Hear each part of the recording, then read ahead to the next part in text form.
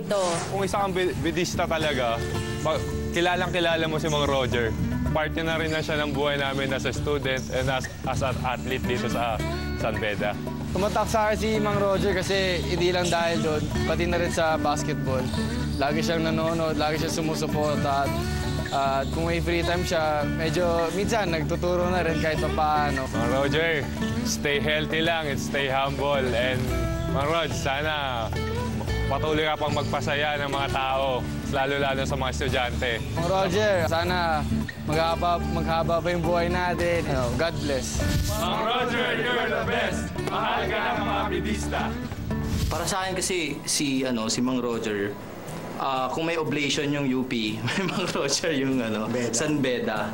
Nung ginagawa namin yung picture-picture, meron doon kasing line na blanco sa amin nung time na yun. So, isa siyang storya lang talaga para maging kalmado ka at lumakas yung tuhod mo para hanapin kung sino man yung nakita mo. Sana may discount ang Tanya Marcova kapag bumili kami. Dalawin ka namin one of these days. More power, Mang Roger. Mahal ka namin.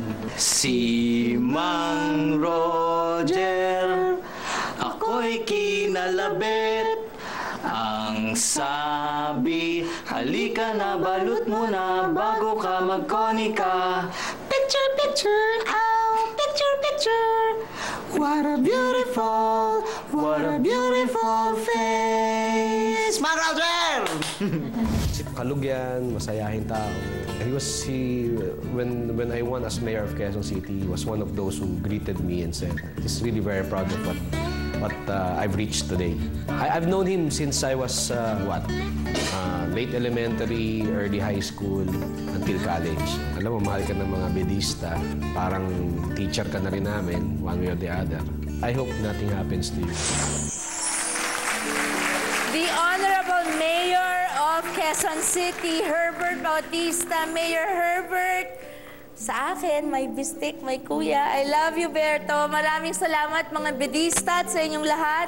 Hindi maipagkakailang naging parte ng buhay ng bawat isa sa inyo, si Mang Roger. At dati, binigay ni Mang Roger freely ang kanyang little acts of kindness. Sa panahong siya naman ang nangailangan, sinuklian up to this day ang kanyang kagandahang loob. We will be doing many more acts of kindness regularly on our show. To remind everyone that when you do something good, it will come back to you 100-fold. Susunod, mga kapatid, ano kaya ang kaya mong gawin para isalba ang buhay ng kaisa-isa mong anak na sanggol pa? Malalaman natin ang sagot ng mga magulang ni Baby Bien Fermin sa ating pagbabalik. Salamat po, Mang Roger! Paglaki ng tiyan, paninilaw ng buong katawan. Napakabigat bilang isang aman, unti-unting kinakain ng sakit yung anak mo.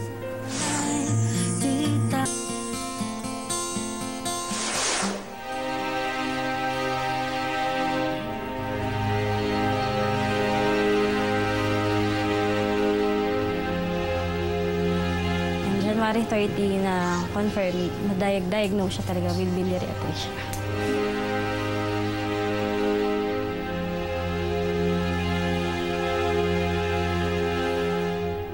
Hindi naman po kami pinababayaan ng Diyos eh. Nagbibigay siya ng mga tao sa amin na pwedeng tumulong. Nagpo-post po kami sa Facebook, sa Twitter.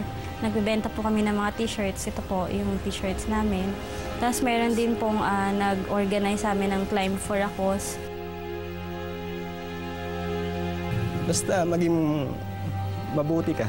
Yun lang. Lumaki ka na, yan, may takot sa Diyos.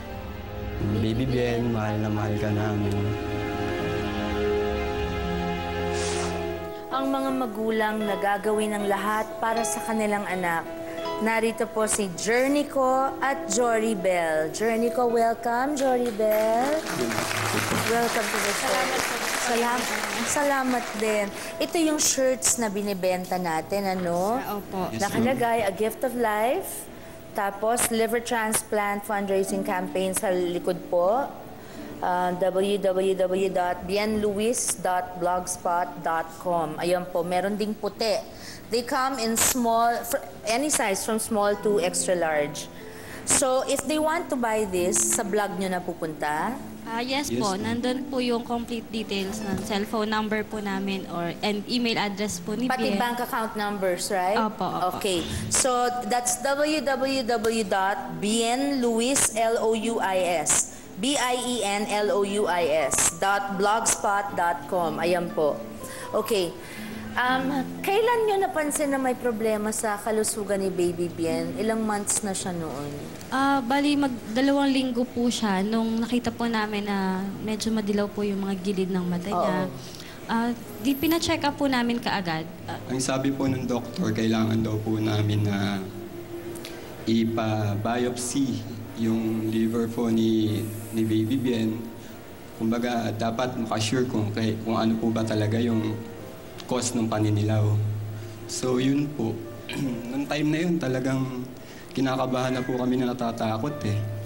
Kasi alam namin may sakit, kaya lang nangangapa po kami noong time na yun. Hindi namin alam talaga. Kung grabe, kung magagamot. Opo. So yun po. So Nung nasabi sa inyo na ito ay biliary atresia, at in-explain, ano ang biliary atresia, pakisabi lang sa amin also para maintindihan ng audience natin.